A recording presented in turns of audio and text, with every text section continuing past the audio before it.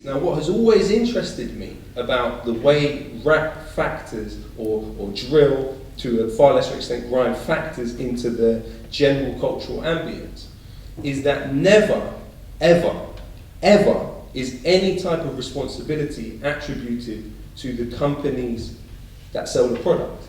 So you've never heard anyone say, we need to rally against misogynistic Sony rap. You've never heard them say Universal and Atlantic need to be held responsible for all of this misogynistic music they're selling. Or it's always directed in a horizontal direction, never in a vertical direction. So the companies that make a profit off of these young men being on Snapchat, saying negative things about each other and mocking each other, they're invisible in the equation, but they're still making money. And so that struck me as quite interesting. But then when you look at the situation in terms of the records they've sold, they're still making money for those record labels, but most of those young men are in prison now, and in quite vulnerable situations in prison, because they've been broadcasting their enmity towards other people, who then end up in prison with them. And so then they're vulnerable to being attacked and other types of things. So what I really dislike is the securitization of music, which really drill has served as the vehicle for a lot of that kind of stuff. So when you look at the likelihood to be stopped by the police, if you are a black man, you're 9 times more likely to be stopped by the police. Section 40 doesn't require any reasonable suspicion.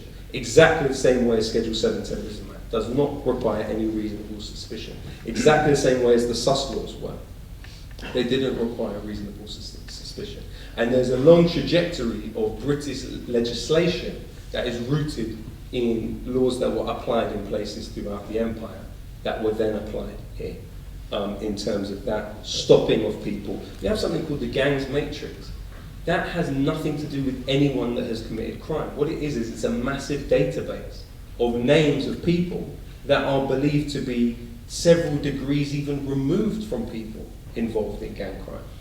And there's a lot of cases where lyrics from the songs are then used in court in order to criminalize people more. So I think it's about understanding that general situation that is, and dynamic that is created between law enforcement, between people that profit from this kind of stuff. But then also, I always remember Picasso actually when I think of drill, which is quite unusual maybe. He had an amazing painting of Guernica after Franco's forces bombed it. Now, the painting, one of the main stories that has come from it, is that when Colin Powell gave his speech at the United Nations, selling to the world this lie of weapons of mass destruction being in Iraq, they had to cover up the painting because they were so shamed by this clear image of war that Picasso had painted. But the story that sticks in my head is that when France was basically under Nazi rule, an officer, a German officer, came to Picasso and asked him about the Guernica painting. He said, "Did you paint that?" And Picasso said to him, "No, you did." And I think there's a relevance when talking about drill, because when understanding any genre, never do you separate it from its social context. You would never it would never be dreamed of to separate the development of punk from the social context and dynamics that created it. You would never do that with blues, you would never do that with jazz, but yet it's done in the present with drill. Why? Because it's about invisibilizing crimes of the powerful, social terrorism of the powerful, the taking of money. You know, we've, across the last 10 years, when you've seen austerity policies pushed, studies have found 130,000 people died preventable deaths. Simultaneous to that, the 1,000 richest people in this country had their combined wealth increased by £500 billion. We live in times of really quite serious inequalities, not only of wealth, but also of power and political participation. An important book that I think people should look at that really can give you an insight into some of this stuff is The Age of Anger by Pankaj Mishra.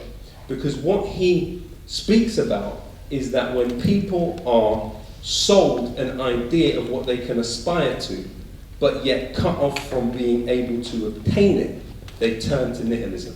And that applies to many different things. It applies to the kind of political violence we're talking about, but it also applies to this kind of situation where violence becomes something to almost be celebrated. It's about nihilism, and it's rooted in economic inequalities.